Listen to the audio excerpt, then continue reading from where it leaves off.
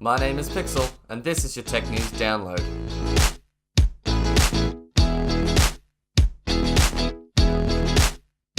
Facebook has finally come out with a feature that lets you delete messages from a conversation after you've sent them. So in case you send the wrong message to the wrong person, or make an egregious typo, you'll finally be able to remove it in Messenger. It works when you tap on the message you want to delete within 10 minutes of sending it. Two options will appear: remove for everyone and remove for you.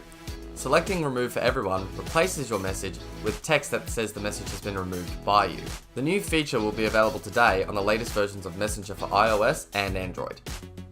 A smartwatch designed for children called the Anox Safe Kid 1 was recalled by the European Union over data privacy concerns.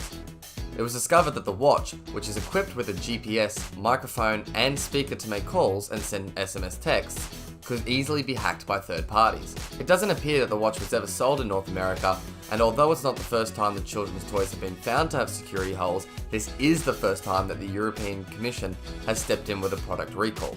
The smartwatch's security issues were brought to light in a RAPEX report, which warned that the watch's companion Android app had unencrypted communications with its back-end server, which enabled unauthenticated access to data. This opened up data like location history, phone numbers, and the serial number to malicious actors who could easily find and change the data. Once hacked, a stranger could potentially use the watch to make calls to a child, find the child's location, or conceal their true location from their parents. Back at CES, Google demonstrated a new interpreter function of the Google Assistant that lets you speak one language to the device and have it translate what you said into another. Now the company has revealed via a support page that the interpreter function is rolling out to Google Home and smart display devices.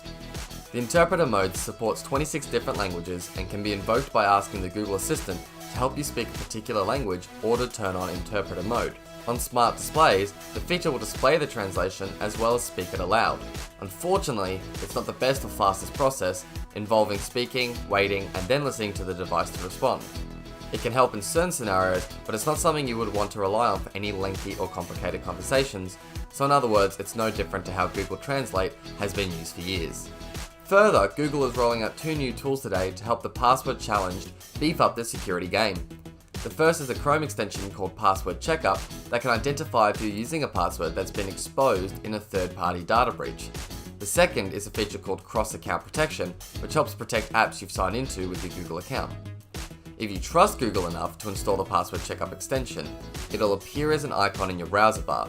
Then if it detects that a username and password combination you're using is one of more than 4 billion compromised credentials, the extension will warn you to change your password.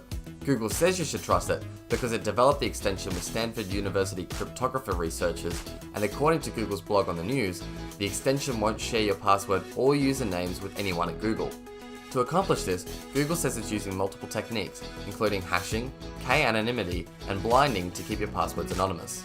And in even more Google news, they've had a big week.